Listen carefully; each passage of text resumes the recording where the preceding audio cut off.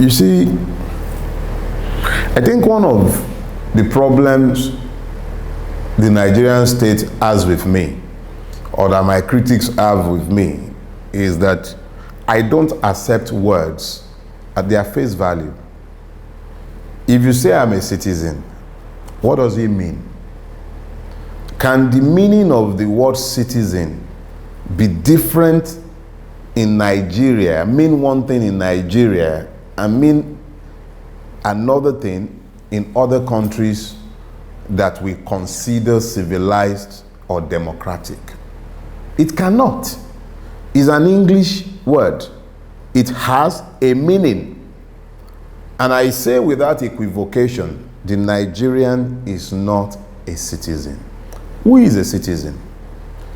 Number one, let us understand that the word citizen does not exist in a vacuum. It exists within a legal construct. A citizen, or the word citizenship, is predicated on the equality of persons who live within a geographical space. Equality.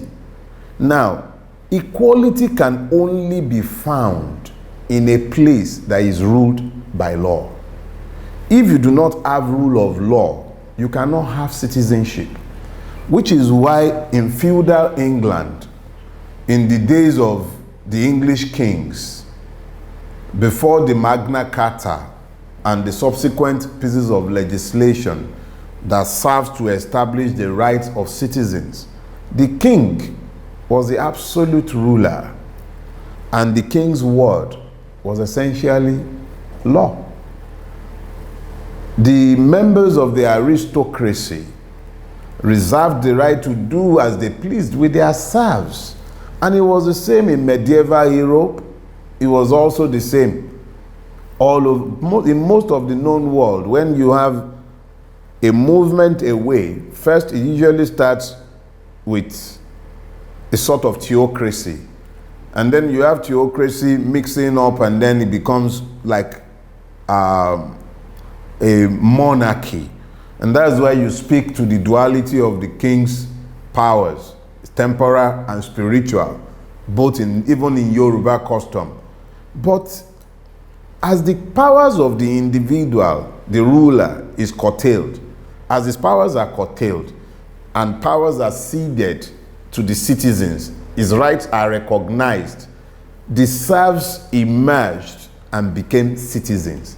And then you begin to talk about the equality of persons under the law, and we begin to talk about the rule of law, which means that the king, royalty, is treated exactly the same as the person who was once a commoner, even though you might have privileges based on economic superiority of some sort. But when it came to their treatment before the law, they're treated exactly the same. However, when a system is not predicated on the equality of persons, it means that you have variable membership of a society, such as you had in South Africa. The South African was still a South African, but there was an apartheid policy which treated human beings completely separate. But it is easy to spot in South Africa because you're dealing with racial division. In Nigeria, the classes are stratified. So membership of the Nigerian state is predicated on membership of an economic or political class. So your access to justice or injustice, the administration of impunity that governs Nigeria in place of law, has guaranteed that the people are not equal at any level, either economically or politically. So that inequality, based on the variable levels of membership, has assured that there is no citizenship. So if a member of the oppressive class has a grouse and he takes it before the judiciary, they find dates miraculously to hear those cases rapidly. In fact, the bigger the two combatants, the quicker the matter runs through the court system.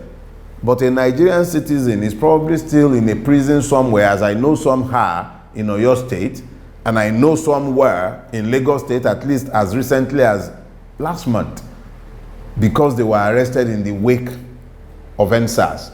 So 14 months after they were arrested, some of them had never seen a courtroom. And you call them citizens. So I'm saying very clearly that it is not enough to label a person a citizen. The fact of his citizenship must be demonstrable. It inures in the equality of persons and the rule of law.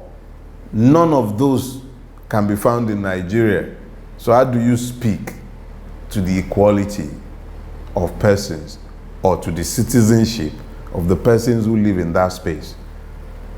You cannot have citizenship in a place that is not ruled by law. Nigeria is ruled by impunity. It is structured to be governed by impunity. It is not rulable by law under the current governance system.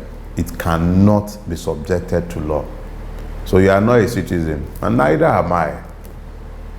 The knowledge, though, ensures that I am not a victim, because I'm constantly finding ways to ensure that I equalize, and working in the knowledge of the evil that I deal with on a day-to-day basis by virtue of my membership of the Nigerian state makes it that much more tolerable. But self-delusion has never been my thing. The Nigerian is not a citizen. And incidentally, that's why I refuse to proceed on that stupid thing they call NYSC. You want me to serve a country that does not see me as a citizen? We're on TV, so don't let me say what comes to mind. But suffice to say that if I said it, you would have said blip, blip, blip, blip.